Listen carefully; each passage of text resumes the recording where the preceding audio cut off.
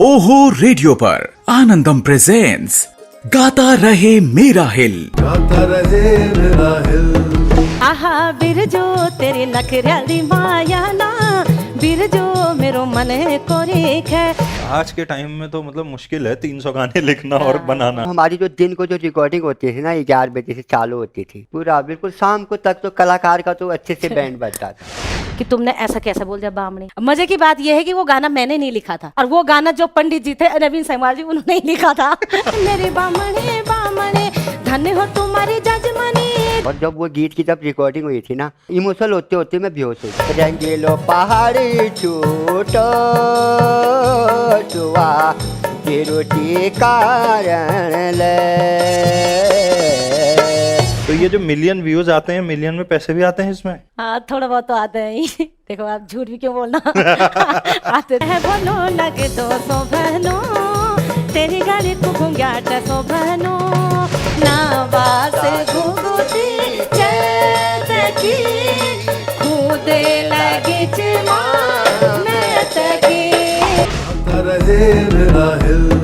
Style partner कैप्सन्स, Rajpur road, Jharkhand, Dehradun. देखिए हर शनिवार रात 9 बजे से उत्तर का पुत्र और आनंदम के YouTube चैनल पर। शनिवार राती हमें नींद नहीं आती कहने वाली जनरेशन भी है, और उससे पहले वाली भी जो अब कह रहे हैं कि हमें भी आजकल नींद नहीं आती, क्योंकि ओहो रेडियो पर आनंदम प्रेजेंट्स गाता रहे मेरा हिल हर शनिवार को रात 9 बजे आप तक पहुंचता है। तो इस सीरीज में बड़े सारे कलाकारों को अब तक आपने सुना, आप लोगों के कमेंट्स हम तक पहुंचते रहते हैं, आप लोगों को बड़ा मजा आ रहा है, ये जान के हमें मजा और ज्यादा आ रहा है। तो आज दो बहुत ही जबरदस्त कलाकारों को लेके आपके सामने आए हैं। गढ़वाल से जो है एकदम शेरनी की तरह दहाड़ती हुई, कई बार जागर लगाती हुई, मंचों पे उछल कूद करती हुई हेमा नेगी करासी, और साथ में हमारे ये कहूँ कि मेरी 88 की पैदाइश है और 4 साल की उम्र में जब मैं बोलने की सोच रहा था और आंखें खोलने के बारे में सोच रहा था, उस उम्र में इनका पहला एल्बम आ चुका था। फकीरा चंद चिन्याल जी, कुमाऊं से, रीमा बागेश्वर से आपका बहुत बहुत स्वागत। तो आप दोनों का ही ओहो रेडियो के शो पे, इस प्रोग्राम पे बहुत बहुत स्वागत छो। तो शुरुआत करते हैं फकीरा जी आप ही के साथ में। तो 92 में पहला एल्बम, उम्र क्या रही होगी आपकी? थैंक यू काव्या जी, मैं ओहो रेडियो का बहुत बहुत धन्यवाद हूँ। मैं अपने उत्तराखंड के सभी भाई बहनों के बीच में आज मेरा अपना जो संस्कृति के प्रति जो मेरा रुझाव था, आज मैं पहली बार आप लोगों के बीच में और मैं अपने उत्तराखंड के भाई बहनों से रूबरू हो रहा हूँ। मेरी पहली कैसेट जो है 92 में जो है मेरी पहली कैसेट बिमला हरियाणा साड़ी में रिकॉर्ड हुई थी, और जो मेरी दूसरी कैसेट थी हल्द्वानी रीमा लाइन, उससे मेरे को बहुत बड़ा नाम मिला था, और जिसमें मैंने अपने शहर और पहाड़ का जो है अपना अंतराल को जो मैंने लिखित की थी और मौखिक भी की थी, और मेरी उम्र थी सिर्फ 15 साल। 15 साल में रिकॉर्ड हो गया था? अरे बाप रे। और मेरी तनख्वाह थी 250 रुपया, और मैंने कैसेट बनाने में खर्च किया था 8000 रुपया। और रामा कैसेट मेरी जो है पहले एल्बम निकाली थी। हाँ। और यानी कि 2500 रुपया तोला सोना भी था। 2500 रुपये तोला सोना था? सोना और आपने 8000 रुपए की कैसेट निकाल दी? कैसेट निकाली थी। और तो ये कमाल खड़िया का था या? क्योंकि रीमा लाइन और उधर जो है खड़िये के बड़े बड़े व्यापारी पाए जाते हैं। यानी हमारी उत्तराखंड की संस्कृति ऐसे है कि हम लोग अपना जब गांव में रहते हैं तो हमारी खेत कला बोलती है, हमारी जंगल कला बोलते हैं, हमारे मेले कला बोलती है, हमारे त्योहार कला बोलते हैं, हमारे मंदिर कला बोलते हैं। यही माध्यम है कि मैं आज आप लोगों के बीच में हूँ। वाह। तो चलिए उसी एल्बम से अगर आप कोई गीत सुनाना चाहें वहीं से शुरुआत करते हैं। बिल्कुल। मैं पहली कैसेट मैं सबसे पहले अपने उत्तराखंड के एक मेरी हमेशा जिज्ञासा रहती है कि जब भी मैं माइक के आगे रहूं या किसी लाइव शो या शो पर जाऊं तो अपने उत्तराखंड के देवी देवताओं को जरूर प्रणाम करूं।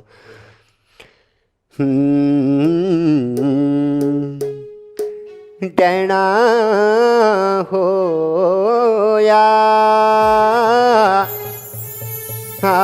भूमि का भूमिया,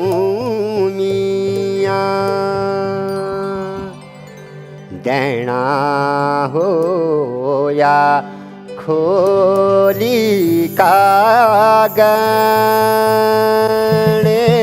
गणेशा मोई का मुएणा हैरी हैरी द्वारा बदरी के दारा ऊंचाई वाला मानंदा देवी को द्वारा। तो मेरी जो पहली कैसेट थी, बहुत मैंने अपने हमारा जो उत्तराखंड था, उत्तर प्रदेश में था, तो हम सपना लेके चले थे कि हमारा उत्तराखंड का जो सांस्कृतिक मंच है या हमारी कलाकारी है पूरे हिंदुस्तान में कैसे रहेगी। तो मैं उतना ज़्यादा पढ़ा लिखा भी ना, मगर सोच थी मेरी कि मैं अपने शहर और पहाड़ को कैसे मिलाऊं। तो मेरा पहला गीत था चल प्यारी मेरे पहाड़ा गाँव में मीठी मीठी बात करूँ लो हरी भरी छाँव में। चल प्यारी मेरे पहाड़ा गाँव में मीठी मीठी बात करूँ लो हरी भरी छाँव में। मीठी मीठी बात करूँ लो हरी भरी छाँव में।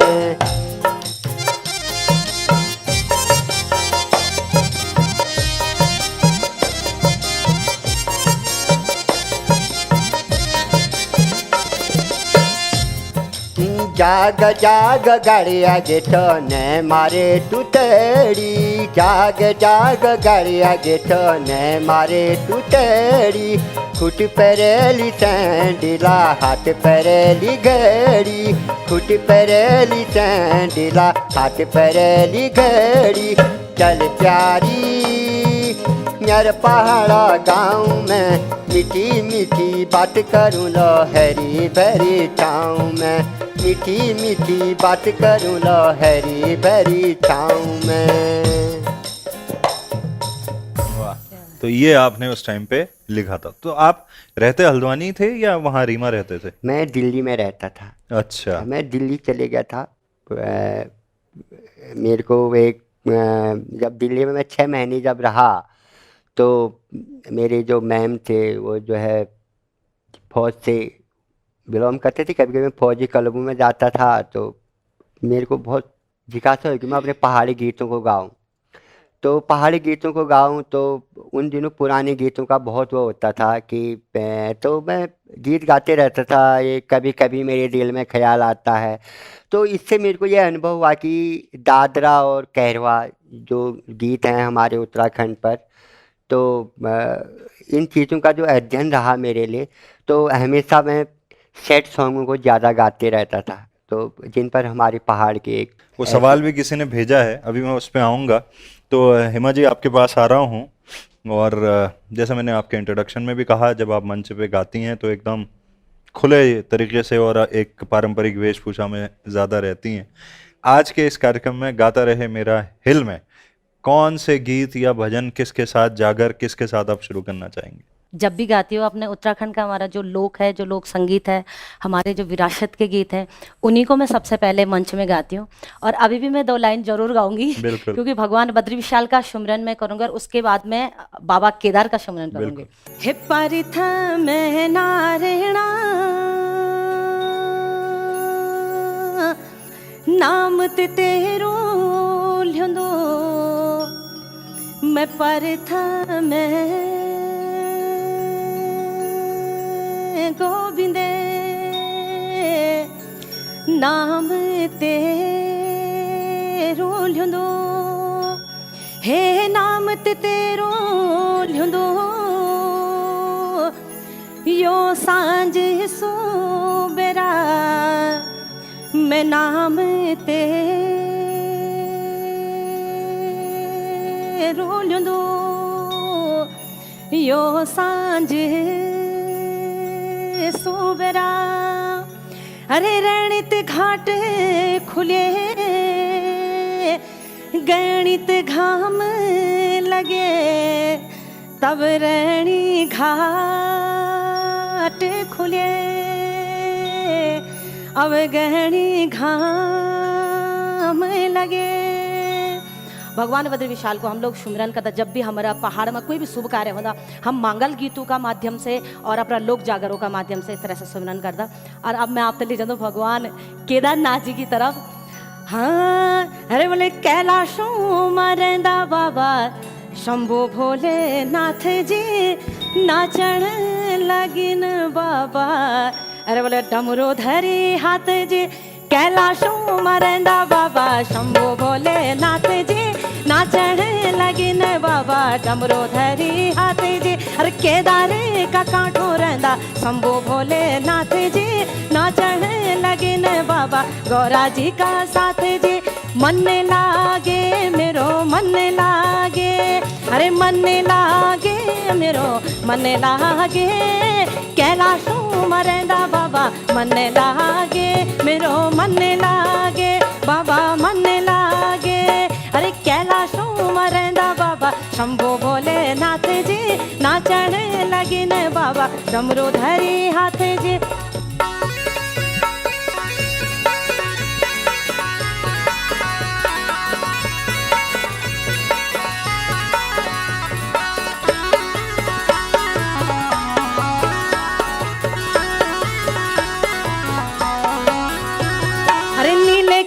धारी बाबा भम भोले जय भांग फूक्या जोगी बाबा भम भोले जय धुनी मारम्यो छे बाबा भम भोले जय खरसण्या बण्यो छे बाबा भम भोले जय समसण का छाला रहंदो मेरो भोले नाथ जी विकराल दे बण्यो छे बाबा को साथ जी।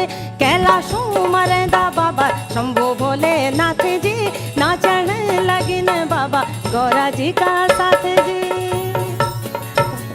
वाह बहुत जबरदस्त। आप तो जो है सचिवालय में नौकरी लग गई थी वहीं बैठे रहते 2-4 फाइलें हमारी भी हो जाती। कहाँ बाहर निकल गए फिर आप? गाना कौन गाता फिर यहाँ नहीं होते बोले। अब आपके साथ बैठने का मैं सौभाग्य कहाँ से मिल पाता है, है ना। और उत्तराखंड की हमारी इतनी प्यारी सी धरोहर है, इतनी प्यारी सी हमारी संस्कृति है। तो फिर सचिवालय में तो आपको पता ही है वहां नौकरी छोड़ने का कारण क्या है। नौकरी छोड़ने का कारण यही था कि गाना गाने के लिए नहीं भेजा गया। इसलिए मैंने कहा मैं तो निकली। कितने साल करी नौकरी आपने? वैसे तो मैंने वहाँ पे 2 साल नौकरी करी। हाँ। उससे पहले मैं सोजल में थी, शादी से पहले तो रुद्रप्रयाग में थी, वहीं जॉब करती थी। हाँ। और फिर उसके बाद शादी हो गई। फिर गाती मैं बहुत पहले से थी, मतलब बचपन से ही गाती थी, ऐसा शौक तो था। फर्स्ट जो एल्बम गाई थी वो 16-17 साल की थी तब गाई थी। और जो हमारे यहाँ पे कार्तिक स्वामी का टेम्पल है, तो नेगी जी, मैं और मीना दीदी, विक्रम कपड़वाण जी है, उन्होंने बहुत अच्छा कार्तिक स्वामी का पूरा वृत्तांत लिखा था उन्होंने। तो उसको मैंने गाया और मेरा अहो भाग्य कि मैंने कौन सा गाना गाया जो कार्तिक स्वामी का जन्म होता है वो वाला गाना मैंने गाया। अच्छा। तो मतलब काफी लोगों ने सुना तो लोगों ने बोला थोड़ा इसका टोन अलग सा है, तो मतलब अगर गाएगी तो अच्छा ही होगा। फिर मैंने कोशिश करी धीरे धीरे, फिर शादी हुई, फिर मतलब नहीं हो पाया, मना कर दिया नहीं गाना। तो फिर ऐसी कुछ घटना हो गई थी कि मुझे दोबारा से गाना पड़ा। फिर मैं जॉब भी कर रही थी। जॉब के टाइम पे ऐसा हुआ कि एक मेरा कार्यक्रम लग गया था एक दिन, और मैंने उन लोगों को पहले हाँ बोल दिया था।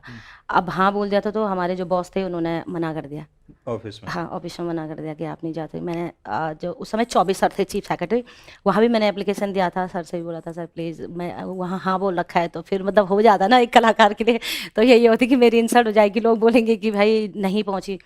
तो मेरे लिए वो इम्पोर्टेंट था क्योंकि मैंने उनसे कमिटमेंट कर रखे थे। तो फिर मैंने सर से बोला कि मुझे तो जाना है, कोई बात नहीं। अभी तक भी मैंने रिजाइन नहीं दे रखा है। अभी ये बड़ी बात है। हाँ, अभी मतलब ये 2023 में जब हाँ, हम बात कर रहे अभी तक भी मैं चाहूँ तो कभी भी जॉब लग सकती हूँ। नहीं तो रिजाइन क्यों नहीं नहीं, एक्चुअली मैं नहीं चाहती थी ना, क्योंकि उन्होंने मुझे कहा कि मतलब आप या तो जॉब करो या फिर प्रोग्राम ही करो। तो मेरे लिए मतलब धर्म संकट हो गई, थोड़ा घर का भी स्थिति ऐसी थी। तो मैंने कहा क्या करूँ, गाने ना जाऊँ वहाँ, तो वहाँ भी प्रॉब्लम है। बट मेरे लिए जो कहते हैं ना, जब आदमी का जो टारगेट, हमारा जो लक्ष्य होता है, हमारी जब सोच अच्छी होती तो हमें रास्ता अपने आप खुल जाता है। तो मेरा क्या हुआ, उसी बीच ऑडिशन भी अपने कल्चर डिपार्टमेंट में वहाँ गई, वहाँ भी मेरा A ग्रेड में हो गया। तो फिर तो विभाग से मेरे कार्यक्रम लगने लग गए अच्छे खासे मांगल के लिए, जो गवर्नमेंट जितने भी प्रोग्राम होते थे तो हम लोग जाने लग गए वहाँ पे। तो धीरे धीरे मुझे फिर आवश्यकता नहीं पड़ी और थोड़ा थोड़ा। तो आपकी वाली कुर्सी अभी खाली रखी गई कि कोई बैठ नहीं, गया है उसमें? कोई और आ गया था, लेकिन फिर भी कभी चाहूँ तो जा सकती हूँ। अच्छा, ऑप्शन खुले रखे हुए ऑप्शन हैं खुले आप। हैं। अब कहाँ जाते हो यार सचिवालय? हाँ, अब तो नहीं जाएंगे। हैं? क्या पता बाद में नेता बन के चले गए कभी तो। वो कह नहीं सकती हूँ। हैं? वो कह नहीं सकती हमारे हूँ। ऑफिस में लोग कह रहे थे, क्यों कह रहे होंगे ऐसा? कोई नेतागिरी का शौक है क्या? करे बोलो ये नेता भी नहीं बन नहीं नहीं सकती नहीं, है। ऐसा शौक तो नहीं। आपके दोस्त शौक, दोस्त हैं एक आध नेता? हाँ दोस्त तो हमारे हैं वैसे, काफी अच्छे काम फ्रेंड वहीं हैं से हो मेरे। जा रहे हैं क्या? बनने की जरूरत नहीं पड़ रही बोले। देखो, काम तो अगर अच्छा काम करेंगे तो काम हो ही जाते हैं, है ना। सो ऐसा नहीं है कि नेता तो क्या ही बनना, जो जो जो है वही बन जाए तो वो भी अच्छा ही है वाह, ना? क्योंकि ये अभी बात तो सही अभी है। तो मैंने शुरुआती करी है सिंगिंग की, और मैं सोचती हूँ कि जब तक जीवन है तब तक अपने लोक के लिए, अपनी संस्कृति के लिए, हमारे जो भी लोक जागर मांगल जो भी लोकगीत हैं उन पे काम करती रहूं, और इसी लाइन में मैं सक्सेस हो जाऊं तो मेरे लिए इससे बढ़कर कुछ नहीं। बढ़िया। जी। फकीरा जी आपके पास आ रहे हैं, दिल्ली में आप रहते हैं अब। थोड़ी देर पहले जिक्र आया सैड सॉन्ग्स का, ये किसी ने सवाल भी भेजा है, क्योंकि जब हमारे लिसनर्स को हम बताते हैं जो भी आ रहे हैं तो उनके लिए सवाल भेजे जाते हैं। ये बिमला बिष्ट जी हैं देहरादून से, कह रही थी कि आप अक्सर सैड सॉन्ग्स गाते हैं, चाहे कोई झोड़ा गीत हो या जो भी आपकी भावनाएं रहती हैं, या फिर आपको गाने ही ऐसे पसंद आते हैं? कुमाऊँ की जो वो है वो सारे विरह गीत हैं। जी। चाहे वो हमारी स्टार्टिंग रही हो, हमारे गोस्वामी जी ने, राणा जी ने जितने भी गीत गाए हैं वो सारे विरह हैं। और जो हमारे गढ़वाल पे जो गीत होते हैं वो होते हैं जीवन कथा पर, चाहे वो तीलू रोतेली हो या मतलब जो है रोमोले के गीत होते माधो हैं, सिंह। पांडव गीत होते हैं, देवी के गीत होते हैं, वो सारे जीवन कथा पर आधारित होते हैं। हमारी कुमाऊँ की जो होती है सैड इसलिए है कि क्योंकि हमारी जो न्योली है, बिल्कुल कुमाऊँ में जो न्योली गाई जाती है या जोड़ा चांदरी जो गाते हैं, चांदरी का आपने देखा होगा कि आपस में दो लोग अपनी मतलब जो है परिस्थिति को बताते हैं। कोई पूछता तेरे बच्चे कितने हैं, कोई पूछता तेरी भैंस कितने हैं, कोई पूछता तेरी खेती कैसी हो रही है, मायके का जिक्र हो रहा है वो सब। है ना। तो कई गीत ऐसे भी हैं, जैसे आपने सुना होगा झंडिया बौजी छावना बिलोरी, नगला मतलब बिलोरी को एक काम। हमारे मतलब पहाड़ की महिला पर हुआ था कि उनके माँ बाप मतलब जो है शादी करते हैं और वो अपने ससुराल के बारे में बताती है कि झंडिया बजू छावना बिलोरी लागेनी घामा, मतलब एक ससुराल गया। तो वैसे ही हमारे कुमाऊँ पर सबसे ज़्यादा बिरह हैं, चाहे जागर में भी हैं तो जागर में भी, चाहे रमोलू में लगता है तो उनके बिरह गीत लगते हैं, वो जंगल में कैसे उनका राजपाट ख़त्म हुआ था। और चाहे गंगनाथ जी के लगते हैं तो कैसे उन्होंने अपना 9 लाख की ड्यूटी को छोड़ करके कैसे उन्होंने अपने जीवन को वगैरह। तो हमारे कुमाऊँ में ज़्यादातर बिरह गीत थे, और माँ मूलनाथ जी की कृपा रही, माँ नंदा की कृपा रही, और मेरे को भी अच्छे लगते हैं। तो मैं बहुत सारे मतलब जो है मैंने ऐसे गीत गाए हैं जो आज आप लोगों के बीच में हूँ, और कई पहाड़ के लोगों ने कहा है कि आप लोग तो बीच बीच में जब मेरा सफ़र चलते रह रहा था, 25-30 कैसेटें जब मेरी रिकॉर्ड हो गई थी, तो फिर कई म्यूजिशियन बोलने लग पड़े या कंपनी वाले भी बोलने लगे आप हमेशा दर्द भरे गाते हो, कभी आप रोमांटिक भी गाया करो। तो उन दिनों ये रहता था कि 8 गानों की रिकॉर्डिंग होती थी, तो 3 गाने थोड़ा कथक भी हो गए, तो 3 गाने बिरह पे हो गए, और 2 गाने अपने मतलब जो है रोमांस। तो रोमांटिक में से एक कोई सुना दो ना फिर ये। हाँ, रोमांटिक बिल्कुल मेरी रोमांटिक गीतें बहुत सारे ऐसे हुए हैं कि जो कि बहुत हमारे उत्तराखंड के भाई बहनों के लिए आज का भी सफ़र है कि वो शब्द मतलब आज के ज़माने में बहुत काम कर रहे हैं। उन दिनों थोड़ा सा हमको अटपटा लगता था कि जैसे मेरी एक कैसेट थी, हल्द्वानी जेमा लाइन भाग 2 ही थी, तो उससे मैंने ये जिक्र किया है कि आदमी परदेश में रहता है, उसकी वाइफ घर में रहती है, तो वो अपनी वाइफ को कह रहा है कि मतलब तू फैशन मत करना। मतलब होता ही है कि गांव पे अकेली रहती है, मैं तो साल भर में आता हूँ। उन दिनों चिट्ठियों का ज़माना था एकदम, तो एकदम रोमांटिक मूड का था एकदम गाना। हल्द्वानी रीमा लैन का मैसन में, जन रे बाना तू भरी फैशन में। हल्द्वानी रीमा लैन का मैसन में, जन रे बाना तू भरी फैशन में। हल्द्वानी रीमा लैन का मैसन में, जन रे बाना तू भरी फैशन में।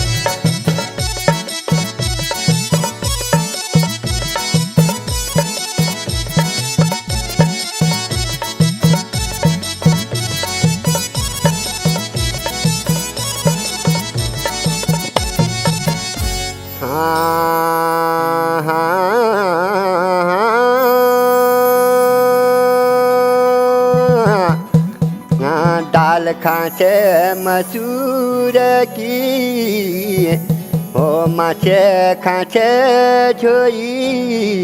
ईट बताला घरे बारी, मैं बताला डोई। ओ हल्द्वानी रीमा लैन का मैसन में, जन रे बाना तू भारी फैशन में। हल्द्वानी रीमा लैन का मैसन में, जन रे बाना तू भारी फैशन में। जन रे बाना तू भारी फैशन में। जन रे बाना तू भारी फैशन में। आज तुम्हारी भी अग्नि परीक्षा है, कहाँ से उठाए हैं? बिल्कुल, अग्नि परीक्षा ये है कि मेरी जो है 60 कैसेटों का जो रिकॉर्डिंग रहा है, आप जैसे भाई लोगों के बीच में मैंने भी सीखा है। मैं तो छोटा सा था, मैं यूँ छोटा सा था, वो सब मेरे से बड़े रहते थे। तो और मैं एक ऐसे क्षेत्र, कुमाऊँ क्षेत्र से, और सारे हमारे गढ़वाल के रहते थे। हमारे कुमाऊँ के बहुत कम थे, बहुत कम, मतलब कहा जाए तो ना के बराबर थे, म्यूजिशियन से लेकर के या कोई भी रिकॉर्डिंग लाइन पे। तो फिर जब मेरी रिकॉर्डिंग हुई तो मैंने कहा गुरुजी से कहा, मैंने कहा गुरुजी ऐसा है कि फीमेल सिंगर कुमाऊँ की होनी चाहिए। तो हेमा जी तो थे, कोरस में गाते थे भोजपुरी पर। हेमा ध्यानी जी। हाँ, कोरस में गाते थे। तो गुरुजी ने कहा कि एक अल्मोड़ा की लड़की है, देखते हैं बेटा, पूछते हैं। वही था, सफ़र था। उन दिनों हमारे कुमाऊँ गढ़वाल हो अपनी लड़कियों को गाने के लिए नहीं भेजते थे। सही, बहुत टफ सही। पड़ता था हम लोगों को, किसी लड़की को स्टूडियो ले जाना और फिर वह करना। तो बहुत अच्छा दौर था। हाल की हमारे बहुत फीमेल सिंगर रहे हैं, कबूतरी जी रही हैं, हमसे कई ऐसे सिंगर रहे हैं कि मतलब बीना तिवारी जी रहे हैं। और हमारे गढ़वाल से मैं मतलब नेगी जी के साथ जब उनकी छुम घुंघरू की रिकॉर्डिंग हो रही थी पहाड़गंज स्टूडियो में, रामा कैसेट में, तो तब मेरी भी पहली कैसेट रिकॉर्डिंग, मगर उनका मिक्सर बन रहा था। तो मिक्सर पे जो है ये अनुराधा पौडवाल जी, अलका याग्निक जी, कविता कृष्णमूर्ति जी ने गाया है छुम घुंघरू कैसेट पे। तो ये मेरे को बहुत अच्छी आवाज़ लगी थी उनकी, मतलब। आपने नहीं कहा यार इनको गवा रहे, मेरा भी गवा दो इनके साथ, 3-3 आ रखे हैं बम्बई से गाने। मतलब एक हमको ये पड़ता था कि मतलब जैसे वो हिंदी फीमेल सिंगर थे, उनकी आवाज़ बहुत बेजकल होती थी, और हमारे जो उत्तराखंड की जो फीमेलों की आवाज़ होती थी वो बहुत एक हटके होती थी। मगर जो हमारे उत्तराखंड की जो फीमेल सिंगरों की जो आवाज़ है वो एकदम पहाड़ों से निकली हुई थी। तो उनसे हम टच नहीं करना चाहते थे। तो हम ये चाहते थे कि मतलब उत्तराखंड की हो, उनके लैंग्वेज के अंदर मतलब पहाड़ बसा हो। बिल्कुल। तो हेमा जी आपके पास आ रहा हूँ। ये एक सवाल रीना बिष्ट ने कि आपने स्पिरिचुअल और रोमांटिक दोनों तरह के गाने बड़े अच्छे से गाए हैं, एकदम झमाझम। थैंक यू रीना जी को। हमारे यहाँ शो भी आता है एक झमाझम अच्छा, शनिवार अच्छा। को। तो असल जिंदगी में आप ज्यादा स्पिरिचुअल हो या फिर आर से रोमांटिक? दोनों ही हो, है? दोनों ही हो, जैसा जैसा सिचुएशन होती है टाइमिंग के अकॉर्डिंग। अच्छा, सुबह भजन शाम को मगन। कभी भजन, कभी सुबह सुबह भी, कभी कभी है ना, मोंटी आंसर। माहौल पे बात होता है। अभी देखो कभी कभी ये है कि सुबह उठते ही सभी घर में पूजा पाठ तो होता ही है, नॉर्मल सी बात है। और हम आध्यात्मिक लोग हैं तो स्वाभाविक बात है कि होगा, बट कभी कभी अगर कुछ ऐसा बात हो गया जो नहीं लगी, नहीं जमी, तो फिर तो चेंज हो जाता रोल। बिल्कुल, काव्या जी ने रोल बहुत सुंदर चेंज हो सवाल जाता। करा है आपसे। आपसे बहुत सुंदर सवाल करा है, क्योंकि कलाकार की लाइफ पर एक मतलब जो है एक ऐसा मोड़ होता है, उसको रोमांटिक गाना गाना है, घर से उसको पता नहीं क्या दबाव है, या उसकी जिंदगी पर हाँ, क्या वो है। क्या रीजन गुजर रही है ना। बहुत सुंदर सवाल है। बिल्कुल। तो रोमांटिक से अभी आपका एक जो नया गाना आया है, इसको रोमांटिक में ही गिनेंगे हम? दोनों है, मतलब थोड़ा बहुत रोमांटिक भी है, थोड़ा बहुत कह प्रेम लो ना प्रसंग खुल के यार। प्रेम प्रसंग भी है, रोमांटिक भी है, दोनों है। खुल के ऐसा कुछ नहीं है, खुल के नहीं। देखो, हम लोग तो पब्लिक की डिमांड के अनुसार काम करते हैं। ऐसा नहीं है कि मैं तो शादीशुदा हूँ, मेरा बच्चे भी हो गए, मैं क्या रोमांटिक हूँ, अभी लो। उम्र भी हो गई, ऐसा कुछ नहीं है। बट ये है कि एक जो गायक होता है, एक जो राइटर होता है, वो सबको देख के चलना पड़ता है। कभी कभी मुझे ऐसा लगता है कि मुझे जागर गाना है, और बहुत सारे जो मेरे ऑडियंस है, जो मेरे प्रशंसक है, उन्हें लगता है कि इस समय जागर का माहौल नहीं था, लेकिन मैंने गा दिया क्योंकि मेरी इच्छा हो रही थी। तो कभी ये है कि थोड़ा बहुत जो हमारे पब्लिक होते हैं, उनका प्यार, हमें आशीर्वाद मिलता रहता है, उनकी वजह से ही हम लोग होते हैं। तो कभी कभी उनकी इच्छाओं के अनुसार भी हमें गाना होता है। तो अभी बहुत सारे मेरे फैंस फॉलोअर जो हैं, वो कमेंट करते रहते हैं, दीदी आप भी कुछ इस तरह से गाना गाया करो। तो मैंने कोशिश करी, तो पसंद तो कर रहे अमरावाना हैं। हो जाए। हाँ। नया नया भाई गाना पहुंचा क्या हुआ है बात हेमा है। नदी की खरासी ऑफिशियल यूट्यूब चैनल से। वीडियो वहां देखेगा, ऑडियो यहाँ सुनिए अभी। आहा बिरजो तेरी नखरियाल दी माया ना, बिरजो मेरो मन को रेख है। आहा बिरजो तेरी नखरियाल दी माया ना, बिरजो मेरो मन को रेख है। आहा कौन करार करी छे जो, मन मामिन गांठ बांधे ले। हाँ कौन करार करी छे जो, मन मामिन गांठ बांधिले। आहा अमरा तेरी माया दी छूयो ना, अमुने मेरो मन को रेख है। आहा अमरा तेरी माया दी छूयो ना, अमुने मेरो मन को रेख है। हाँ कौन करार करी छे जो, मिन भी मन गांठ बांधिले। हाँ कौन करार करी छे जो, मिन भी मन गांठ बांधिले।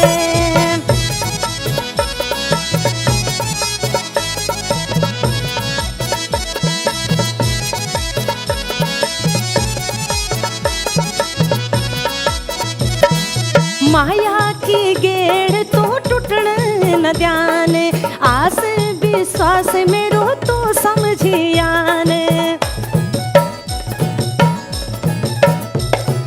माया की गेड़ तो टूटण न ध्यान, आस विश्वास मेरो तो समझियान। आहा बिरजो मेरा मायादार रे, ओहो बिरजो मेरा मायादार रे, तेरा नौ की माला गठेले। हाँ कौन करार करी छे जो, मन मामिन गांठ बांधिले। आहा बिरजो तेरी नखरियाल दी माया ना, बिरजो मेरो मन को रेख है। हाँ कौन करार करी छे जो, मन मामिन गांठ बांधिले। तो मन में गांठ बांध लीजिए कि हर शनिवार रात 9 बजे से गाता रहे मेरा हिल आपके लिए पहुंचता है। हमारे कलाकारों को हम आपके सामने लाते हैं, उसको देखिए, पसंद करिए, और जो भी मन में बात हो, कमेंट हो, कोई बात कहनी है, ज़रूर से उसमें करिए और उसको शेयर भी करिए। तो अगला सवाल त्रिलोक पंत जी गंगोली हाट से, फकीरा जी आपके लिए, कि बहुत सारी हमारी पुरानी यादें आपके साथ हैं। पुराने समय में बड़ी सारी पुरानी गायिकाएं भी थी, लेकिन आपने गाने सिर्फ, ये वही वाला सवाल आ गया कि हेमा ध्यानी जी के साथ ही गाया, इसके पीछे कोई केमिस्ट्री थी या सिचुएशन ही ऐसी थी? सही है। सिचुएशन ये थी कि मैं हेमा दीदी से 2 साल छोटा था। तो छोटा था, तो जो शुरुआती दौर थे, हमारी 5 कैसेटें बहुत हिट कहूँ, या मेरे उत्तराखंड के भाई बहनों ने इतना प्यार दिया कि 5 कैसेटों के बाद हमारा जो हम पैसा नहीं लेते थे, हमको लेना देना फिर स्टार्ट कर दिया गया। जैसे कि मतलब वैसे नहीं लेते थे मतलब यानी गानों कि के? 5 कैसेट तक हमारा जो सफ़र रहा है वो बहुत एक अच्छा। अपना कैरियर फिट कर। पहले तो मैंने 8,000 रुपया खर्च करा है कैसेट बनाने, पहली कैसेट में। अच्छा, मतलब वहां से कुछ नहीं मिलता था, खुद ही करने होते थे। तो जब पहली कैसेट हिट हुई, दूसरी कैसेट हिट हुई, बोलने की हिम्मत भी नहीं पड़ती थी कि आप पैसा दो, क्योंकि हम तो एक कलाकार हमारे जो दिल के अंदर जो उभर रहा था ना कि कोई कंपनी वाला बुलाए और हमारी कैसेटों को रिकॉर्ड कर दे। तो 5 कैसेट के बाद फिर हमें एक हिम्मत हुई कि सर आप अब तो आप पैसा दीजिए। उन्होंने कहा कितना लोगे आप, कितना लोगे बोलने पर मैं वैसे ही डर गया। मैंने कहा कितना बोलूं, कितना बोलूं, मैंने कहा कितना बोलूं पर तो मैंने शुरुआती मैंने कहा 5,000 लूँगा सर। तो 5,000 बोला नहीं आप 5,000 बहुत ज़्यादा कह रहे हो। तो मैंने कहा नहीं नहीं सर 5 कैसेटें हो गई और 5,000 तो आपको देना पड़ेगा एक कैसेट। तो बोला ठीक है आपको इस बार हम 5,000 रुपया देंगे, अगर आप एक कैसेट हिट होगी तो हम आपको 10,000 रुपया देंगे। तो वही दौर था, बस मेरी छठी कैसेट भी हिट होगी और 10,000 मिलने लग गए और 3,000 हेमा दीदी को मिलने लग गए। तो फिर एक रनअप बन गया हमारा। तो रनअप बन गया और बीच में हम लोगों ने ऐसा नहीं कि हेमा दीदी के साथ गाना गाया है, बीच में मैंने सभी लोगों के साथ गीत गाया क्योंकि कभी कभी हेमा दीदी जोड़ा गाने में अटकती थी या कुछ ऐसा था क्योंकि वो दिल्ली में रहते थे तो दिल्ली की लैंग्वेज थी उनकी। तो धीरे धीरे हाँ ज़्यादातर मतलब जो है मेरा एक उनके साथ एक ऐसा भाई बहन का नाता भी रहा पारिवारिक। तो हम लोगों ने जो है 40-45 कैसेट इकट्ठे करे और आज 40-45 कैसेट और एक कैसेट में 8 गाने। हाँ अरे बाप रे, उस समय टफ हो। आज के टाइम में तो मतलब मुश्किल है 300 गाने लिखना और बनाना है। हाँ बिल्कुल, जो हमारी जो दिन को जो रिकॉर्डिंग होती थी ना 11 बजे से चालू होती थी तो बहुत इतना होता था, म्यूजिशियन के लिए भी बहुत टफ पड़ता था क्योंकि एक की गलती सबको निभानी पड़ती थी। अगर कोई थोड़ा सा भी बीट से ऊपर नीचे चले गया तो सोच लो फिर सब दोबारा आएंगे, शुरू से होगा फिर से, यानी कि वो उतना ही रोका गया नहीं, वो फिर से शुरू से स्टार्ट करना पड़ता था पूरा 1 टेक रिकॉर्डिंग पूरा बिल्कुल। शाम को तक तो कलाकार का तो अच्छे से बैंड बजता था। हाँ जो गाने वाला ढोलक बजाने वालों के भी बैंड बज जाते थे वो लोग। हाँ उनका तो अंगुलियों का तर्जुबा हो जाता था, फिर तो उनकी अंगुलियां जहाँ से गर्म हो जाती थी ना फिर वो तो बहुत तेज चलते थे। मगर कलाकारों के लिए सिंगर के लिए बहुत टफ पड़ता था क्योंकि किसी में पट होते थे, किसी में बहुत चीज़ें होती थी। तो हाँ। कलाकारों के लिए बहुत टफ पड़ता था क्योंकि हम लोग उतना तो सीखे साके भी नहीं होते थे। तो वही एक दौर था कि जब मैंने अपने मतलब उत्तराखंड के हर कोई तालों से रूबरू रहा या उतने धुनों से रूबरू रहा, फिर मेरा भी हैबिट बन गया। फिर मैं गाने नहीं लिखता था, 8 गाने मैंने सोच ले, डायरी में लिख लिया, बस माइक के आगे गया। तो देखते नहीं थे? नहीं बिल्कुल नहीं, आज तक भी नहीं देखता। सिर्फ मतलब धुन को नोट करने के लिए, मतलब धुन मैंने कौन सी धुन गानी है और शब्द फेंकना मेरे लिए माँ नंदा की कृपा रही है। अरे बाप रे, तो गाने का स्थायी धुन, स्थायी याद होनी है और धुन, अंतरे की कोई प्रॉब्लम नहीं है।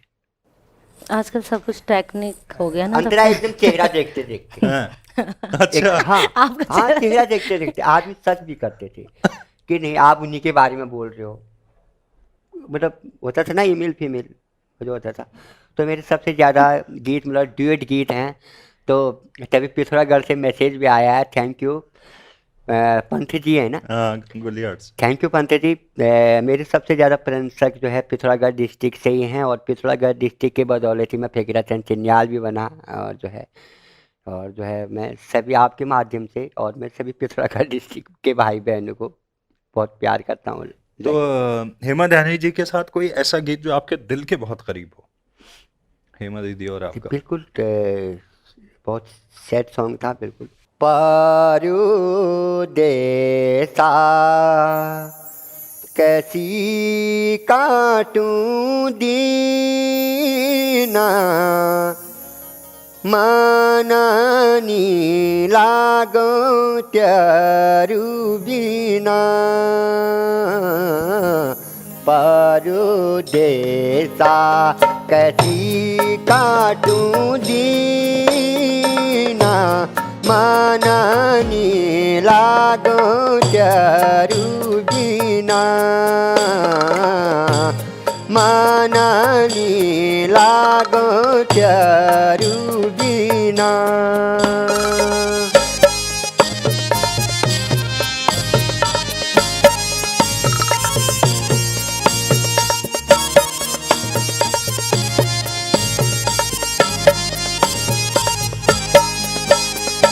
जिंदगी बण्यो छो सोवा हाथ की घड़ी ले, जिंदगी बण्यो छो सोवा हाथ की घड़ी ले, मेरी माया होशिया भई तेरी माया परी ले, मेरी माया होशिया भई तेरी माया परी ले, पारो देसा कैसी काटूं जीना, मननी लागो चरू बीना, मननी लागो चरू बीना। ये आपके जो गीत हैं ना, एक्चुअली ये हमको उस दौर में लेके जा रहे हैं जहाँ लोग दिल्ली बम्बई महानगरों में काम करते थे, बड़े शहरों में या फौज में होते थे, और जब घर आते थे तो एक टेप खरीद के लाना, बड़े स्पीकर पे जोर से, चाहे वो सैडी साउंड क्यों ना हो, लेकिन वो अपने आप में इतना बड़ा, 1-2 घंटे 3 घंटे 4 घंटे पूरा गांव गाने सुन रहा होता था। बिल्कुल, थैंक यू ओहो रेडियो। काव्या जी, बहुत सुंदर आपने मेरे को ये सवाल करा है, और बहुत आज के दिन भी बहुत सारे लोग अपनी बातों को शेयर करते हैं। तो उन्हीं चीज़ों में से एक जो है, ये पांकू साइड के हैं, पिथौरागढ़ डिस्ट्रिक्ट के। हाँ। तो उनके पापा टीचर थे, तो डेड हो गए, और जो है उनकी मम्मी को नौकरी मिली। तो उनकी मम्मी को तनख्वाह मिलती थी 1300 रुपया, उस समय की बात है। 1300 रुपया, कोई मास्टर लोगों को 1300 रुपया तनख्वाह किस सन में मिलती थी सर, ये आप समझ, आज के दिन तो 30, 35, 40, 45 में पहुँचे हुए हैं। तो वो 2 भाई थे, तो वो अपनी मम्मी को लेकर के वो जब तनख्वाह लेने के लिए गए पांकू या ये थल बाज़ार में, तो अब जैसे उन्होंने कहा नहीं हमको टेप रिकॉर्डर लेना और फ़कीरा भाई की कैसेट लेनी है। तो अब मम्मी है, छोटे बच्चे हैं, 2 भाई हैं, चलो लेते हैं टेप रिकॉर्डर। तो आप 1300 रुपया तनख्वाह लेके जा रहे हैं और 1700 रुपये का टेप बता दिया गया। तो उन्होंने अपनी बात शेयर की, बोला हमने 1300 रुपये का टेप रिकॉर्डर लिया, 400 उधार किया और एक कैसेट भी उधार ली। और दूसरी बात है अल्मोड़ा डिस्ट्रिक्ट की, जो मतलब 12-14 सालों से बाहर रहते थे और जो है नेगी फैमिली से थे। तो वो जो है 12 सालों में घर आए थे पल, और मेरे टेप रिकॉर्डर ले करके, मेरी सारी कैसेटों को ले करके। आज उनके चचा भतीजे बहुत याद करते हैं, वो कहते हैं कि हमारे चचा 12-14 साल में घर आए और टेप रिकॉर्डर लेके आए, आपकी कैसेटों को लेके आए। तो ऐसी बहुत सारी यादें हैं कि जो हमने कुछ पहाड़ के लिए सोचने को मजबूर करते थे, क्योंकि वो समय जो था हमारा चिट्ठियों का समय था। कहा जाए तो हमारे उत्तराखंड के भाई बहनों के लिए बहुत स्ट्रगल लाइफ था, क्योंकि जब हम हल्द्वानी से नीचे आते थे या देहरादून से नीचे गए जो, तो उनका मतलब आना ना आना बराबर होता था, क्योंकि कोई सिस्टम ही नहीं था, है ना। उसी दौर में मैंने अपने हाथ पर ये जय शिखर मुनायन लिखाया था। अच्छा। कि अगर कहीं पर अगर मुझे कुछ हो गया तो इस नाम से आदमी जानेंगे पहचान जाएगा कि शिखर मुनायन लिखा हुआ है, तो शायद शिखर मुनायन कहाँ हैं, किस घाटी से हैं, इसीलिए मैंने अपने हाथ में शिखर मुनायन लिखा था। तो चिट्ठियों का ज़माना था, और मेरा आज भी जो उत्तराखंड के अंदर बहुत फेमस गीत है चिट्ठी के बारे में ही है। हाँ, उसी पे थोड़ी देर में आएंगे, उस पे बात करेंगे। तो हेमा जी आपकी तरफ आ रहा हूँ। जैसा कि फ़कीरा जी ने कहा कि इनकी तो याददाश्त इतनी गजब थी कि एक बार वो कर लिया। मैंने सुना आपकी भी याददाश्त बहुत तगड़ी इस मामले में तो नहीं बोलो ज्यादा अच्छा है, क्योंकि मैं तो, मेरी सबसे बड़ी प्रॉब्लम है कि मैं गाने भूल जाती हूँ। मैं लिखती बहुत, मतलब बहुत जल्दी गाने लिखती हूँ। वैसे मैं जब गाना लिखने बैठ जाती हूँ तो मुझे 15 या 20 मिनट से ज़्यादा नहीं लगता किसी भी गाने को कंपोज करने में। लेकिन मंच में मेरा बिना डायरी के, मैं इतनी डांट खा चुकी। मेरी एक फ्रेंड भी हैं, उन्होंने एक बार एक प्रोग्राम हुआ था और पॉलिटिकल क्षेत्र से ही है, उनके सामने गाना, उन्हें भले महसूस नहीं होता पब्लिक को, क्योंकि हमारे जो रिदमिस्ट होते हैं ना, हम एक्शन कर लेते कि बजा दो यार, भूल गए। तो बट होता है कि मैं बहुत गाने को, जैसे अभी भाई साहब बता रहे थे कि ये तो बहुत बड़ी बात है कि गाने याद रखना। बट हाँ, जब मैं छोटी थी शादी से पहले, तब मुझे भी ऐसे ही गाने याद रहते थे। लेकिन आपको कोई दिक्कत नहीं आएगी अगर आपको धुन के वो लाइनें याद हैं। पहली लाइन क्या है, दूसरी लाइन नहीं, क्या है? शब्द भूल जाते हैं। नहीं, आप धुन अगर आपको याद है, आपको धुन याद है ना, तो आप कहीं पर भी फेल नहीं हो सकते, धुन तो याद है ना। कहीं पर भी फेल नहीं होते। और जहाँ तक मैंने आपको स्टेज पे देखा है, आपका बहुत अच्छा परफॉर्म है, क्योंकि स्टेज पे तो हम ये नहीं कर सकते हैं ना कि हमने लिखा हुआ ये गाना है, स्टेज को तो संभालना है एकदम। हाँ संभालना, बस सब वही माता नंदा का आशीर्वाद है कि संभाल देते हैं बट गाना भूल जाते हैं सर, ये है। नहीं, गाना भूलने वाली लड़की और ले आ रही 30 मिलियन व्यूज, 15 मिलियन व्यूज। एक बात बताओ, बड़े बड़े सिंगरों के नहीं आ रहे हैं, आफत हो जा रही है। ये हेमा नेगी करासी जो है, बाबा बद्री विशाल और केदारनाथ जी से क्या घुट्टी लेके आ रखी है। मतलब 10 गाने हैं तो 8 गाने मिलियन। सेटिंग है, सेटिंग क्या कर रखी है? आशीर्वाद ज्यादा है बस। अच्छा, बाकियों को नहीं मिल रहा, क्यों? नहीं, बाकियों के पास भी आशीर्वाद है। अब देखो हो सकता है कि मैं जब मानती हूँ उनको तो उन्हें लगता होगा कि भाई बेटी कुछ मांग रही है, चलो इसका भला कर देते हैं ना। और दिल से मेरा, मैं एक्चुअली बचपन से भी मेरा ज़्यादा मम्मी से नहीं पिताजी से ज़्यादा अटैचमेंट रहा। और मैं 4 साल की थी मात्र, मुझे ज़्यादा ध्यान भी नहीं है, तभी पापा जी एक्सपायर हो गए थे। लेकिन उस दौरान उन्होंने मुझे जो भी चीज़ सिखाई ना, वो जो भगवान से संबंधित चीज़ें हैं वो मुझे बताई हैं। वो स्लोगन गाते थे जैसे दुर्गे दुर्गे वरदे हमको, और हिमाद्री संभूता, इस तरह से उन्होंने मुझे बचपन से ही मेरे दिमाग में डाल दिया। तो बचपन में से क्या होता है कि जब हम गाँव में तो मैं रही हूँ, लेकिन मेरे माइंड में पहले से ही देवी देवताओं वाला चीज़ ज़्यादा डाल दिया गया। और फिर जब पिताजी एक्सपायर हो गए तो मैं थोड़ा मुझे समझ आने लगी। तो उनका घर में जितनी भी चीज़ें थी मैं उनको टटोल के देखती थी। तो उन्होंने कुछ कहीं मतलब कुछ ऐसी चीज़ें लिखी रहती थी, कहीं बहुत अलग अलग चीज़ें लिखी रहती थी उन्हें। और वो अपने पर जो उनकी दिनचर्या होती होगी तो वो डायरी में लिखते रहते थे। तो मेरे पिताजी बहुत ज़्यादा बीमार रहे, 1-1.5 साल वो बहुत ज़्यादा बीमार रहे। तो वो जो भी उनके साथ होता होगा तो वो तो मैं छोटी थी। तो जब मैंने एक बार देखा उनका जो अटैची थी उसे खोला, तो उनकी डायरी ली, तो उसमें जब लिखा हुआ था तो मैं वो डायरी पढ़े जा रही, रोए जा रही, वो सारी खराब हो गई, आंसू नीचे गिरे जा रहे ना। तो मतलब मुझे ऐसा लगा कि यार मेरे पिताजी को ऐसा पसंद था तो मुझे ऐसा ही कुछ रहना है उनके जैसा। तो जैसे गांव में रामलीला होती थी, स्कूलों में पिताजी प्रबंधक भी रहे, जो हमारे यहाँ के आज जो इंटर कॉलेज हो गया वहाँ के। तो मैंने वही चीज़, मेरे पापा को जो पसंद था मैंने वो चीज़ करना शुरू किया।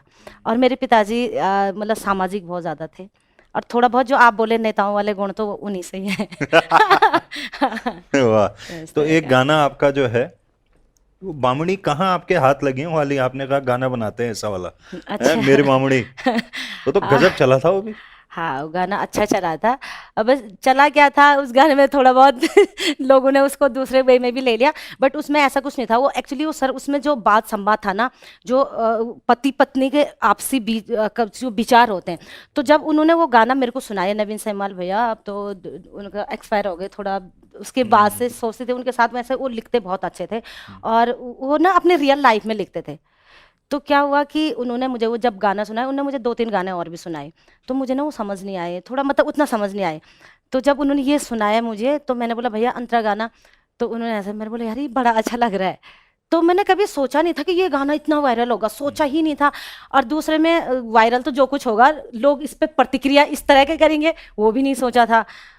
गाना आया, जैसे ही गाना आया दूसरे दिन कोई पंडित जी थे जो ही रहे होंगे भगवान जाने, तो उन्होंने कुछ इस तरह से लिखा, तो मुझे समझ नहीं आया। उनका मुझे कॉल आ गया कि आप वो बोले, मैंने बोला हाँ जी हो गए, कि आपके खिलाफ ना हम FIR दर्ज कर रहे हैं।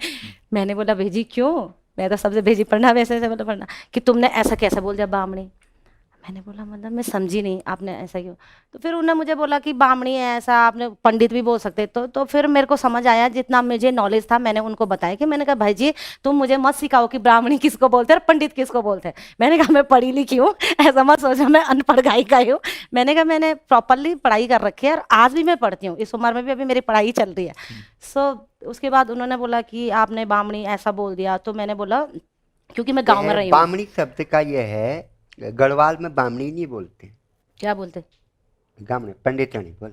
ना हम गढ़वाल बड़ी, हमारे गढ़वाल में बामणी बोलते। अच्छा, बामणी हाँ, हमारे जब क्या तो हमारे जो ब्राह्मण लोग होता है ना, हमारे जो कुमाऊं में है, बामणी शब्द को हम एकदम सीधे नहीं बोलते हैं। अच्छा है ना। हाँ।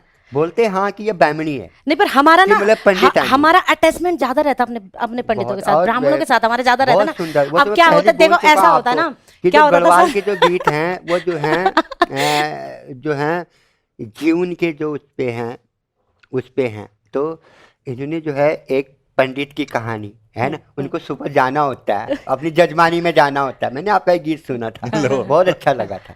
मजे की बात यह है कि वो गाना मैंने नहीं लिखा था, और वो गाना जो पंडित जी थे नवीन संगवाल जी उन्होंने ही लिखा था। है ना। अब क्या होता था पहले जमाने पंडित जी में, ठाकुरों को फंसा गए। अब क्या हुआ कि जब गांव में हमारे तो पंडित जो लोग हमारा ब्राह्मण लोग आते तो हम तो यूं ही बोलते ये हम बामण भेजिए, एक बामण तो एक है ना, बड़े उनके साथ हमारा मतलब एक्चुअली उनके साथ हमारा पारिवारिक संबंध होता था। अब जब जिसके साथ हमारा दिल से दिल का संबंध हो जाता है ना, तो उनको फिर हम बनावटी नहीं करते हैं। तो हमारे अपने ब्राह्मणों को ऐसा समझते थे ये हमारे गौरा चे हमारे ताऊ चे चाचा चे बड़ा चे है ना, तो इस तरह से उनके साथ हमारा तालमेल था, उनकी बातचीत थी। बट कुछ लोगों को ऐसा लगा कि हमने किसी को कटाक्ष किया है। वो अब देखो किसी की सोच को तो हम बदल नहीं सकते, जिसको जो सोचना होगा वो सोच ले, है ना। अभी आप जब हम बातें कर रहे थे तो बोल रहे थे कि इस तरह के देखो दुनिया में अलग अलग प्रकार के लोग हैं, सबकी सोच अलग है। मैं जरूरी नहीं कि मैं बोल रही हूँ आप उससे सहमत होंगे, ऐसा जरूरी नहीं है। हाँ, बहुत कम लोग होते कि जिनको एक दूसरे की बात समझ आती है, और बहुत सारे लोग ऐसे जिन्हें नहीं समझ आती है। बट ये है कि गाना बड़ा अच्छा चला, लोगों ने पसंद भी बहुत किया, उसे पसंद तो बहुत एक किया, बार लोगों ने बहुत जिनको- आशीर्वाद दिया उसको। जिनको पसंद नहीं आया उनकी दुखती रख पे हाथ रखते हुए अरे नहीं फिर गा देते उसके बाद उनको भी पसंद आ गया। मजा आ गया था। मजे की बात है कि उन्हीं के गांव में दूसरा गाना शूटिंग करके आ गई। लो फिर देख रहे हो ये वो आखिरी, और वहां गई सीधे आखिरी जाकर, और 2 दिन 2 रात मरना लगाया वहाँ। ले और सारा बताओ। गांव नचा दिया। हुआ फिर ये है तो मेरी बामणी हो जाए जरा। अरे बोले धन हो तुम्हारी भी जजमानी। सब होगी। अरे बोले धन हो तुम्हारी जजमानी, हाँ बोले धन हो तुम्हारी जजमानी। अरे बोले मेरी बामणी मेरी बामणी, धन हो तुम्हारी जजमानी, धन हो तुम्हारी जजमानी। रुपये न टका ल्योंदा तुम, एक हरी कखे जांदा तुम, जजमानी ते बानु चा बोला कखे रांदा तुम। मेरी बामणी मेरी बामणी, धन हो तुम्हारी जजमानी, धन हो तुम्हारी जजमानी।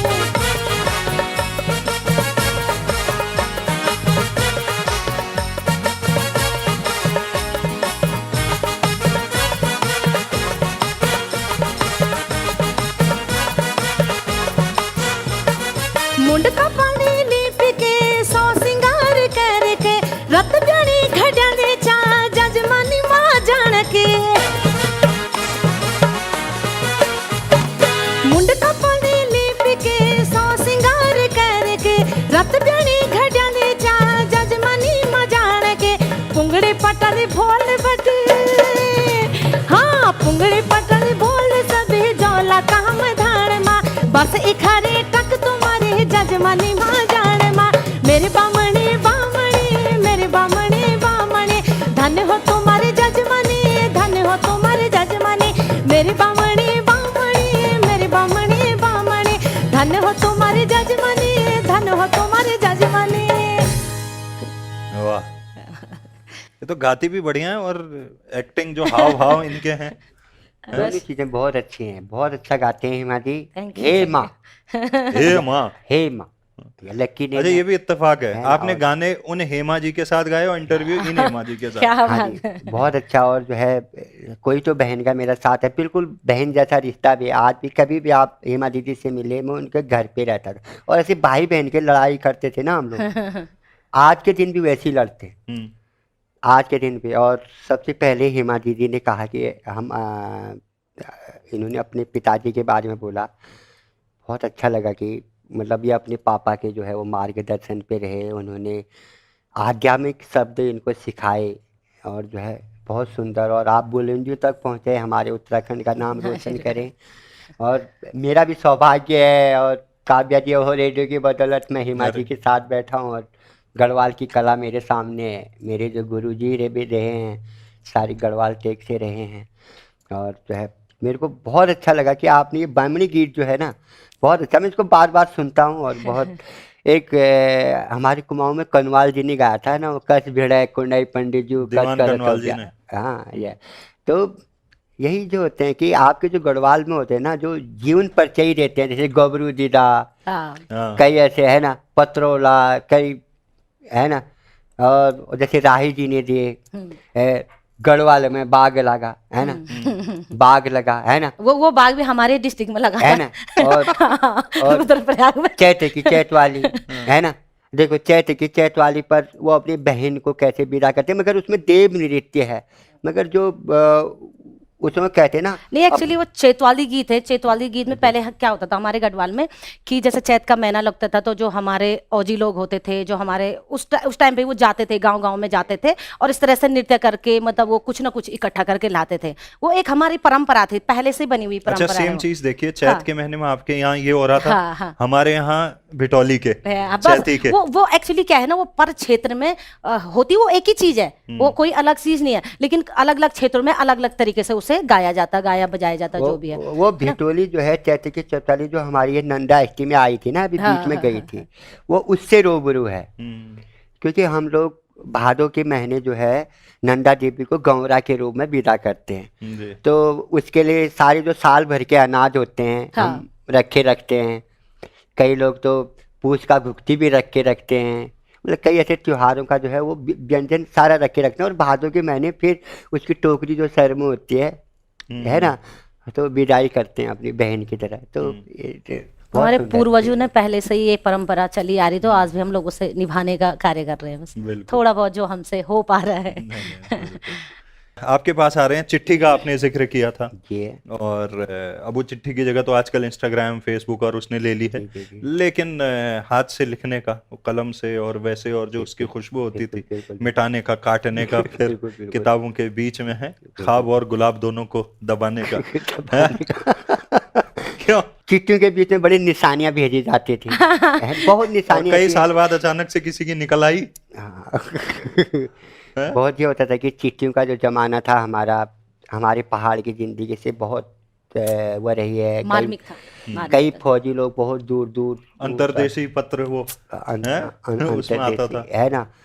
तो आज मेरा वो गीत बहुत अच्छे मतलब जो है बेस पे है, और जो है मेरे को भी बहुत अच्छा लगता है वो गीत। और जब वो गीत की जब रिकॉर्डिंग हुई थी ना, तो हाल की हेमा दीदी और हमारे साथ में था, मगर मैं बेहोश हो गया था। हैं? गाते हुए हाँ मतलब इमोशनल हो गए। हाँ, इमोशनल होते होते मैं बेहोश हो गया एकदम, मतलब और मेरी लाइफ भी वैसी चल रही थी, और मैं 17 साल का था। और कई ऐसे लाइफ होते हैं कि मेरे को याद आ गया, मैंने कहा हाँ ये ज़िंदगी है हमारी। तो 2 लाइन है, बहुत सुंदर है। क्षण क्षण आंसू आई सुआ, परदेस जान ले, क्या बात रंगीलो पहाड़ी छूटो सुआ, जी रोटी कारण ले, क्षण क्षण आंसू आई सुआ, परदेस जान ले, रंगीलो पहाड़ी छूटो सुआ, जी रोटी कारण ले।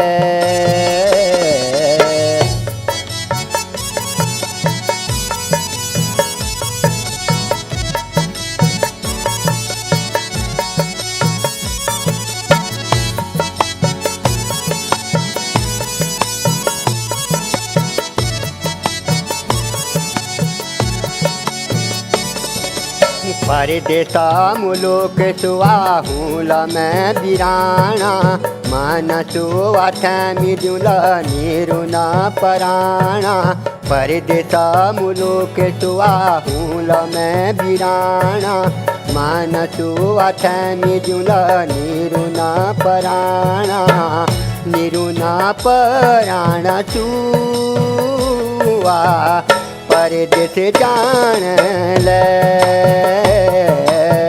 रंगीलो पहाड़ी टूटो सुआ, जी रोटी कारण ले। तो 2 रोटी कमाने के चक्कर में पहाड़ ही छूट गया है। नहीं, आज का ज़माना ऐसा नहीं रहा है। आज के ज़माने देखो, हम ऑल वर्ल्ड में हम उत्तराखंड के भाई बहन हर जगह से हम देखते हैं कि वहाँ भी हमारे प्रोग्राम होते हैं। और मैं अपने उत्तराखंड के भाई बहनों से यही दुआ भी करता हूँ कि ऑल उत्तराखंड में हम लोग ने छोटा सा अपना काम करके हम अपने उत्तराखंड का नाम रोशन करें। बहुत बढ़िया। तो हेमा जी, अंत में पहुंचे हैं बिल्कुल कार्यक्रम के। आखिरी गाना आपकी तरफ, एक आपका गाना जो हमारे ऑफिस में बड़ी फरमाइश थी कि शोभनो गाना जरूर सुना देना, अच्छा वो भी मिलियन वाला है। तो ये जो मिलियन व्यूज आते हैं, मिलियन में पैसे भी आते हैं इसमें? हाँ, थोड़ा बहुत तो आते हैं ही। देखो आप झूठ भी क्यों बोलना। आते तो हैं। हाँ, आते तो हैं। वाह, नहीं आने पर भी सबसे चाहिए। बड़ी बात सर, मैंने एक चीज देखी है कि मैंने अभी तक जितने भी गाने बनाए, जिन गानों पे मैंने बहुत मेहनत की है उनमें और नहीं जिन आए। गानों को मैंने बड़े दिल से भी गाया है और जिन गानों में मैंने बहुत पैसा भी लगाया है, वो गाने मेरे मिलियनों कभी नहीं गए। अच्छा। और जिन गानों को मैंने ऐसे 8-10 हजार के आसपास में उसका रिकॉर्डिंग किया एंड 40-50 हजार रुपए लगाए, वो गाने मेरे मिलियन हो गए। बामणी हो गया, सोबनो हो गया, बक्सटमन हो गया, मखमली घाघरी हो गया, जितने भी मतलब वैसे हिट गाने सब मिलियनों है। और जिन गानों में इतनी मेहनत कर रही हो, वो मुझे ये राज मुझे समझ नहीं आया। एक्चुअली मेरे ख्याल से इसमें ये होता है ना, जब हम बहुत सोच के कोई काम करते हैं ना, हाँ, तब वो नहीं होता। वो हम लोगों के साथ भी होता है। जैसे अच्छा। हमको लगता है कि मान लीजिए कोई प्रोजेक्ट है हाँ, कि आप उसमें कर रहे हो, बहुत हाँ, ताम झाम ये वो हाँ, हो रहा है, तो हाँ, उसका वैसा रिजल्ट नहीं आता। हाँ, ऐसा और जो क्यों? ये नहीं, मुझे ऐसा नहीं इसलिए मालूम। या तो हम उम्मीदें ज्यादा कर हाँ, लेते हो हैं सकता है। और हम कई बार ना रिजल्ट सोच के प्रोसेस में घुसते हैं। हाँ, वो कहते हैं ना कि अगर आप मंजिल को देख के सफर पे चलोगे तो हमेशा आपके दिमाग में क्या रहेगा, वहां पहुंचना है, वहां पहुंचना है, वहां पहुंचना है। हाँ। मंजिल हटा दो, खाली सफर पे चलते रहो, मजे लो। कहीं ना कहीं मुझे ऐसा भी लगा कि आजकल का जो चलन चल रहा है ना, यहाँ पे बनावटी ज्यादा और नेचुरल कम सा लग रहा है मुझे। अच्छा। कहीं ना कहीं मुझे ऐसा लगता है। हाँ। मैं इतने सालों से काम करी, मुझे 20 साल कंप्लीट होने वाले हैं। मैं 17 साल की थी तब मैंने फर्स्ट एल्बम में गाया था। बट जैसे मैं देख रही हूँ ना, आजकल कुछ अलग ही सा ही माहौल चल रहा है। मतलब जो मेहनत करके जो अच्छी चीज लेके, जैसे हमारे हमारे हम इतने नसीब वाले हैं हम लोग कि हमारे पास हमारा जो उत्तराखंड के हमारे धरोहर है, ऐसे ऐसे गीत है हमारे पास, ऐसे ऐसे जागर हैं, ऐसे ऐसे मांगल हैं, ऐसे ऐसे हमारे लोकगीत अभी सर सुना रहे थे, न्योली, छपेली, थड़िया, चौफिला, झुमेलो, बाजूबंद, कितने प्रकार के गीत हैं। उन चीजों का आप गा रहे तो मुझे नहीं लग रहा कि वो मतलब मिलियन हो जा रहे हैं। और जो मतलब कुछ भी, मैंने अभी एक वीडियो देखा परसों, कुछ कुछ कुछ वैसे ही था मतलब, तो मुझे समझ नहीं आया। मैं बोला क्या है, मतलब हम लोग कैसे हो गए हैं।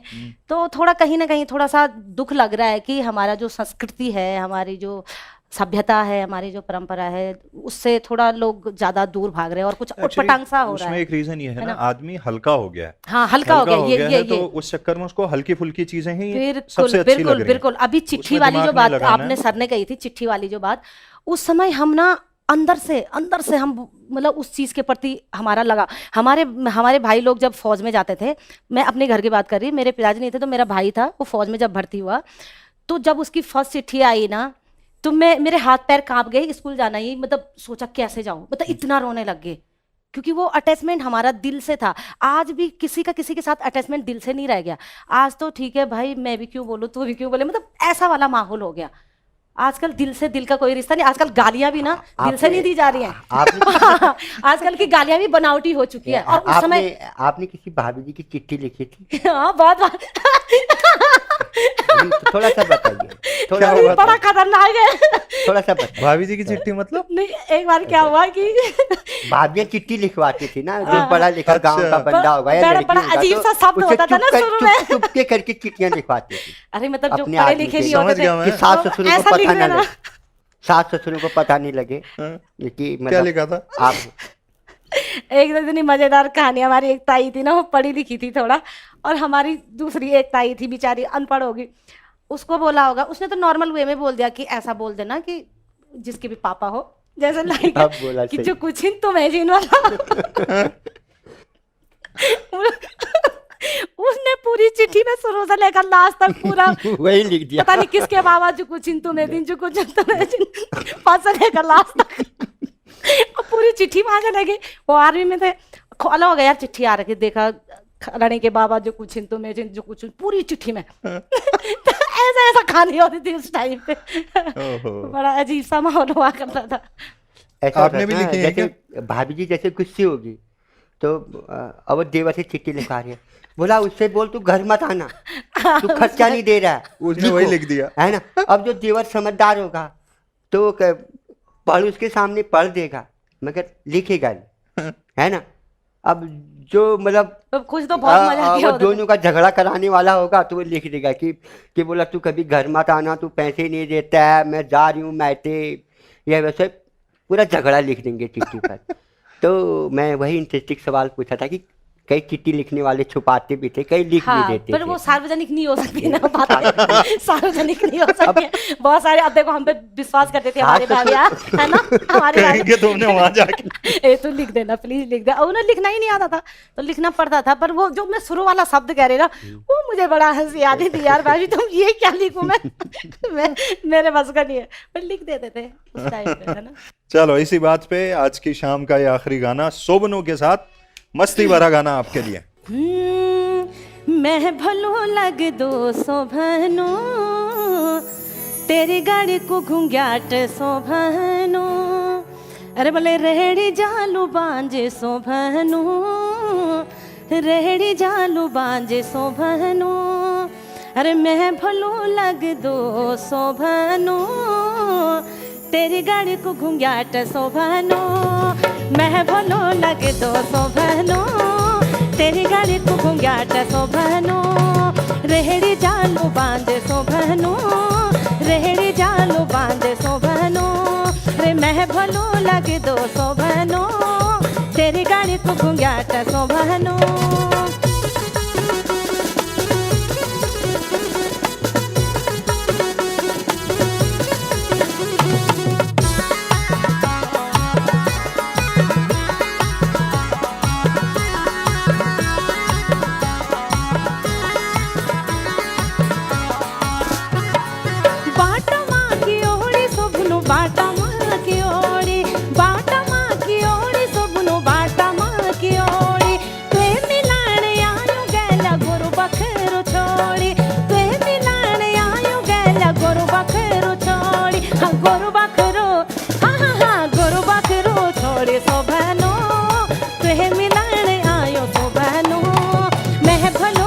दो शोभनो, तेरी गाड़ी को घुंघाट शोभनो।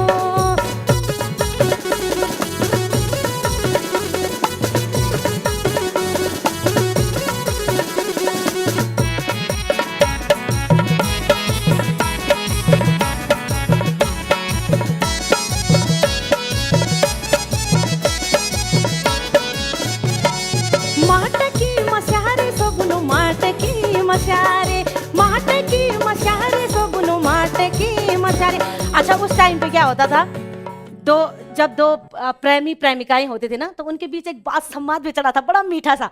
तो लड़की क्या बोले, माटकी मशारे शोभनो, माटकी मशारे, तुए परे मर दे छोरा मेरा गो की घसारी, मेरा गो की, मेरा गो की घसारी शोभनो, तुए परे मर दे शोभनो, मैं भलो लग दो शोभनो, तेरी गाड़ी को घुंघाट शोभनो, रेहड़ी जालो बांध शोभनो, रेहड़ी जालो बांध शोभनो, मैं भलो लग दो शोभनो, तेरी गाड़ी को घुंघाट शोभनो। वाह जी वाह, ये बड़ा ही दिलचस्प एपिसोड, पुरानी बड़ी सारी यादें ताजा हो गई इसमें। वंस अगेन, है ना बहना, ऐसा है। हाँ जी, ये नेगी जी का गीत था। कौन सा? मतलब आपको थोड़ा सा मतलब एक लाइन में ड्यूट पे गाए, मतलब हम लोग, अच्छा। है ना, कोशिश करें। जरूर बिल्कुल बिल्कुल बिल्कुल। नारिंगे की दानी हो, बोलो बोलो। नारेंगे की दानी हो, नारेंगे की दानी हो, क्या ले सूखी होली, क्या ले सूखी के होली, मुठड़ी को पानी हो, मुखड़ी को पानी हो। क्या बात है, वाह जबरदस्त। क्या बात। बहुत बढ़िया, आप पुरानी यादों में लेके गए और ये एक अलग तरह का एपिसोड बन गया। और आपको सबसे बड़ी बहुत बहुत बात है कि धन्यवाद। मुझे अभी पता चला जो सर ने इससे पहले गाना गाया था ना अपना, मुझे नहीं मालूम था वो आपने गा रखा। यही बताने के लिए आज आपको बुलाया था बहुत हमने। अच्छा गाना है और मैं तो बहुत सुनती हूँ उस गाने को। और सबसे बड़ी तो आपके कुमाऊं क्षेत्र से मैं हेमा ध्यानी जी के ही गाने, एक उनका घुट घुट बाहर डोल दी सुआ लगी आपकी आवाज से बेस आवाज थी घोड़ा, बहुत पसंद है उनके वो वाले गाने। एक उनका घस कटलो जो ऊंचा डाना में था, वो काफी सास अच्छे मेरी झुरी झुरी रंगी गली, मने मने मने मने मा। है ना। वो गाना तो बहुत लोगों ने गाया, बाद में हाँ, कई बहुत- सुपरस्टार हो गए बहुत- वो गाना गा बहुत- के। हाँ हाँ बहुत सारे सिंगर्स। ऐसा नहीं कहे काव्या जी, ये तो छोटी सी कोशिशें थी। मैं तो नादान बच्चा था, लिखता था और बस। नादानी में खतरनाक ही ज्यादा बच्चे थे अच्छा लिखा आप। जाता है। एक्चुअली हम लोग ना हम लोग लेट पैदा हुए, आप खतरनाक बच्चे थे एक्चुअली। यदि हाँ, एक जो मेरी ना पहली कैसेट पर एक मेरा गीत था, बहुत आज भी मैं उस गीत के बारे में बहुत इतना वो करता हूँ कि मैंने इतनी छोटी उम्र में इतनी गहरी सोच कैसे गई होगी मेरी। क्या लिखा था? बहुत इतनी गहरी सोच लिख दी थी मैंने। मैं आज के दिन भी सोचते ही रहता हूँ कि इतना छोटे बच्चे को ऐसे संस्कार, ऐसे दिमाग कहाँ से मिला होगा। सुन मेरी दीपू मन खील मेरी, जाना कब मरल यो पापी पराणा। सुन मेरी दीपू मन खील मेरी, जाना कब मरल यो पापी पराणा। क्या बात है। कि आदमी ने मर जाना है, ये प्राणी ने तो मर जाना है, मगर जो ये हमारी आत्मा है कब मरेगी, ये था इसका वर्ड था। और मैं 14 साल की उम्र में इस गीत को जब मैं तब नहीं मरती थी, आजकल तो बात बात पे मर जाती है, तो आदमी नहीं कहता इसके तो आत्मा भी मर गई है।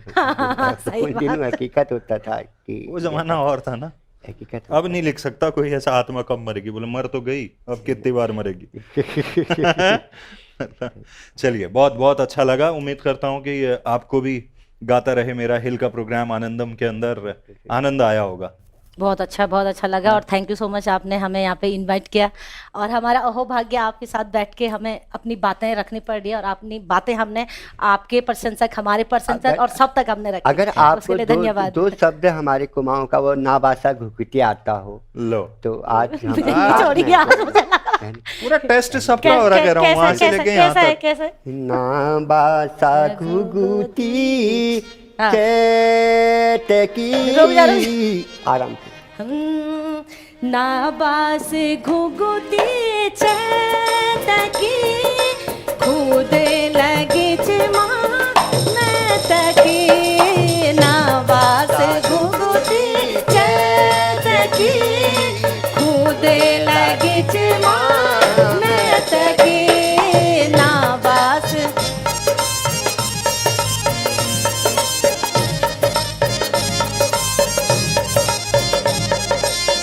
थाली धरी थी माँ भात की, थाली धरी थी माँ भात की, मैं याद आयु माँ दाद की।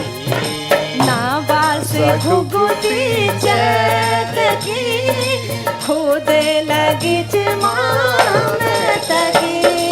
नाबास घुघुती चेतकी, खुद लगी तकी। नमस्कार। जबरदस्त। तो बहुत बहुत धन्यवाद, आप लोग यहाँ आए। और कौन से कलाकार हैं जिनको गाता रहे मेरा हिल के अंदर आप सुनना चाहते हैं, हमें कमेंट करके जरूर से बताइएगा। ये एपिसोड कैसा लग रहा है वो भी जरूर से बताइए और सुनते रहिए इसी तरह ओहो रेडियो। ये खट्टी मीठी यादों का संगम है, यहाँ